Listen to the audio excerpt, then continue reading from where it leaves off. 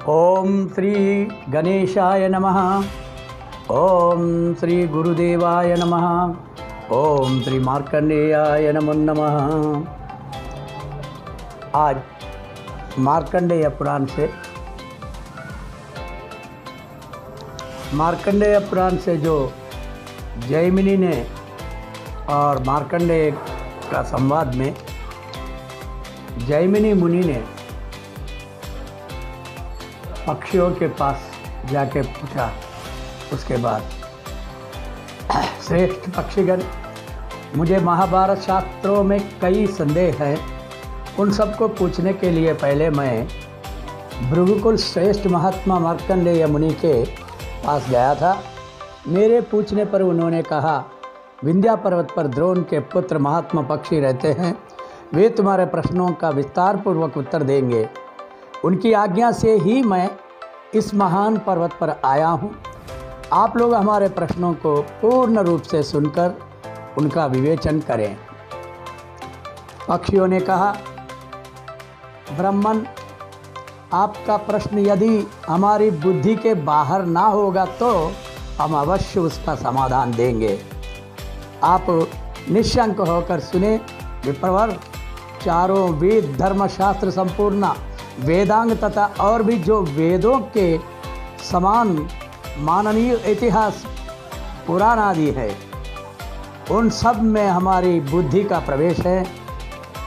तथापि हम कोई प्रतिज्ञा नहीं कर सकते। आपको महाभारत में जो जो संदिग्ध बात जान पड़े उसे निर्भीक होकर पूछिए। तब जैमिनी ने बोला, पक्षियों, आप लोगों का अंतःकरण निर्मल है। महाभारत में मेरे लिए जो संदिग्ध बातें हैं उन्हें बताता हूँ, सुनिए और सुनकर उसकी व्याख्या कीजिए। सर्वव्यापी भगवान जनार्दन संपूर्ण जगत के आधार, समस्त कारणों के भी कारण और निर्गुण होते हुए भी मनुष्य शरीर को कैसे प्राप्त हुए।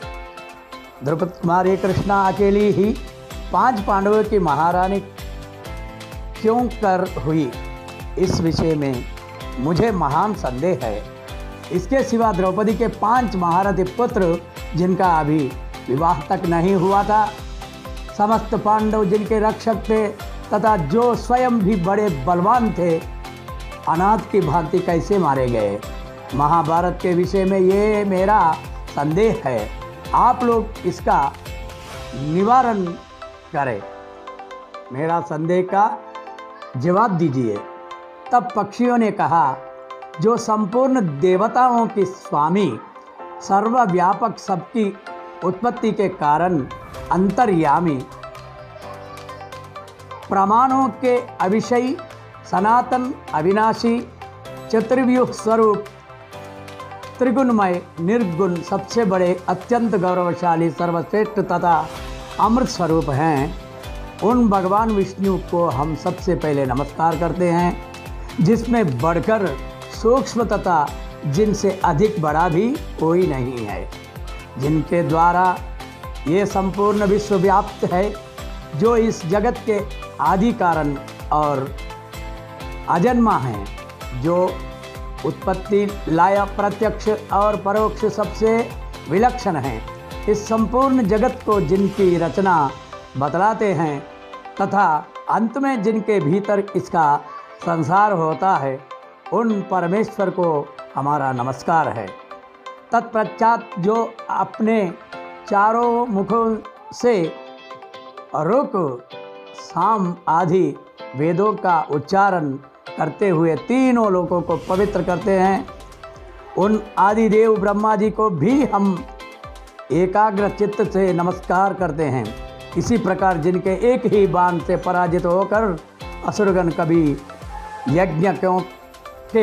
यज्ञों का विनाश नहीं करते, उन भगवान शंकर को भी मस्तक झुकाते हैं। इसके बाद हम अद्भुत कर्म करने वाले व्यास जी के संपूर्ण मतों की व्याख्या करेंगे, जिन्होंने महाभारत के उद्देश्य से धर्म आदि का रहस्य प्रकट किया है।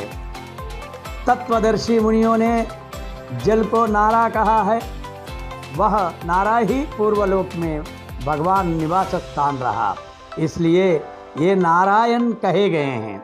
ब्राह्मण वे सर्वव्यापी भगवान नारायण देव सबको व्यस्त करके स्थित हैं। वे सुगुण भी हैं और निर्गुण भी। उनका प्रथम स्वरूप ऐसा ही है कि जिसका शब्दों द्वारा प्रतिपादन नहीं किया जा सकता। विद्वान पुरुष उसे शुक्ला शुद्ध स्वरूप देखते हैं। भगवान का वह दिव्य विग्रह ज्योति पुंज से परिपूर्ण है। वही योगी पुरुषों की परानिष्ठा मतलब अंतिम लक्ष्य है। वह दिव्य स्वरूप दूर भी है और समीप भी। उसे सब गुणों से अतीत जानना चाहिए। उस दिव्य स्वरूप का ही नाम वासुदेव है। अहंता और ममता के त्याग करने से ही उसका साक्षात्कार होता है।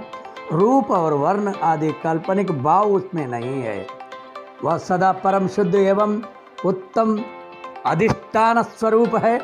भगवान का दूसरा स्वरूप शेष के नाम से प्रसिद्ध है, जो पाताल लोक में रहकर पृथ्वी को अपने मस्तक पर धारण करता है। इसे तिर्यक स्वरूपों को प्राप्त हुई तामसी मूर्ति कहते हैं। श्रीहरि की तीसरी मूर्ति समस्त प्रजा के पालन पोषण में तत्पर रहती है। वही इस पृथ्वी पर धर्म की निश्चित व्यवस्था करती है। धर्म का नाश करने वाले उद्दंड असुरों को मारती तथा धर्म की रक्षा में संलग्न रहने वाले देवताओं और साधु संतों की रक्षा करती। जैमिनी जी संसार में जब जब धर्म का त्रास और अधर्म का उत्थान होता है, तब तब वह अपने को यहाँ प्रकट करती है। पूर्व काल में वही वराह रूप धारण करके अपने तुथुन से जल को हटाकर इस पृथ्वी को एक ही दांत से जल के ऊपर ऐसे उठा लाई मानो वह कोई कमल का फूल हो। उन्हीं भगवान ने ऋषिमुनि रूप धारण करके हिरण्यकश्यप का वध किया और विप्रचित्त आदि अन्य दानवों को मार गिराया। इसी प्रकार भगवान ने वामन आदि और भी बहुत से अवतार हैं, जिनकी गणना करने में हमें असमर्थ हैं। इस समय भगवान ने मथुरा में श्री कृष्ण रूप में अवतार लिया है। इस तरह भगवान की वह सात्विकी मूर्ति ही भिन्न भिन्न अवतार धारण करती है। ये आपके पहले प्रश्न का उत्तर बतलाया गया कि भगवान पूर्ण काम होते हुए भी धर्म आदि की रक्षा के लिए सदा स्वेच्छा से ही अवतीर्ण होते हैं। ब्राह्मण पूर्व काल में त्वष्टा प्रजापति के पुत्र विश्वरूप इंद्र के हाथ से मारे गए थे, इसलिए ब्रह्म हत्या ने इंद्र को धर दबाया। इससे उनके तेज की बड़ी क्षति हुई। इस अन्याय के कारण इंद्र का तेज धर्मराज के शरीर में प्रवेश कर गया, अतः इंद्र निस्तेज हो गए। तदनंतर अपने पुत्र के मारे जाने का समाचार सुनकर त्वष्टा प्रजापति को बड़ा क्रोध हुआ। उन्होंने अपने मस्तक से एक जटा उखाड़कर सबको सुनाते हुए वह बात कही, आज देवताओं सहित तीनों लोग मेरे पराक्रम को देखे।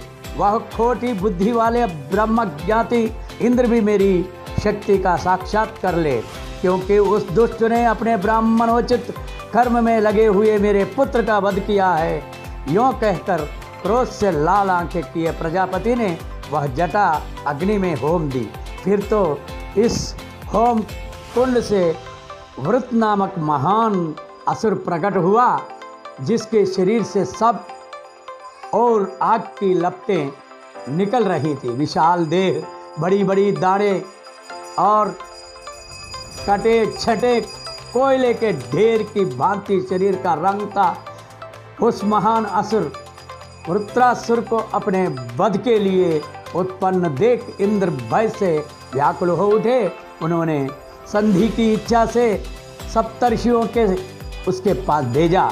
संपूर्ण भूतों की इति साधन में संलग्न रहने वाले वे महर्षि बड़ी प्रसन्नता के साथ गए और उन्होंने कुछ शर्तों के साथ इंद्र और वृत्रासुर में मित्रता करा दी।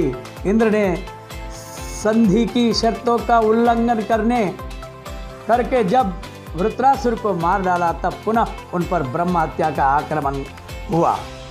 उस समय उनका सारा बल नष्ट हो गया। इंद्र के शरीर से निकला हुआ बाल वायु देवताओं में समा गया।